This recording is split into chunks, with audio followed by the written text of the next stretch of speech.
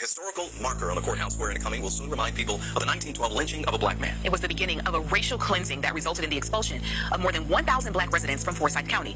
Brendan Keefe shows you how the richest county in Georgia is now facing its racist past. It is hidden in a narrow patch of forest between rows of $500,000 homes. Even looking straight down, nothing betrays the mystery of what lies beneath.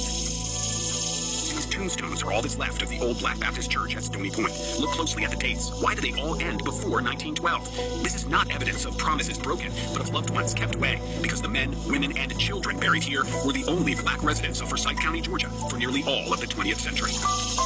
All of the Negro people had to leave. There was knocking on the door, and they were told to get out. Elon Osby heard the story directly from her own mother, Willie Mae Bagley, just a 2-year-old back in 1912 when the Night Riders came to their home and so many others in Forsyth County. Can you imagine the fear that they would have felt? William and Ida Bagley paid taxes on 60 acres they owned in 1912. We could find no record of any sale in the county courthouse except those of white men later selling parcels of the Bagleys' land to one another. The 1910 census showed the Bagleys among 1,098 black residents of the county, a tenth of the total population. By 1920, nearly every last one of them was gone. There are these long stretches where decade after decade, the black population in Forsyth County is zero. Historical photos show only white faces after 1912. So what happened that year? Thousands turned out to celebrate the public hanging of 2 black teenagers convicted in a single day by an all-white jury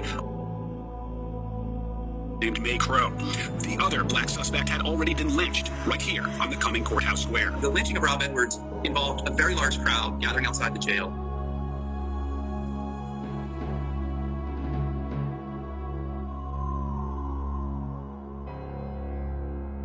Across from the spot where Rob Edwards was lynched, Lady Justice faces history wearing her blindfold. But soil from the square has been collected in a jar, and the name Rob Edwards will soon join the lynching memorial at the Equal Justice Initiative. The Community Remembrance Project of Forsyth County really got this rolling and worked with the Equal Justice Initiative. So they're going to put up a marker that will memorialize Rob Edwards and tell the story of that lynching. And that's going to be on the spot where he was lynched, which is something I never thought I would live to see.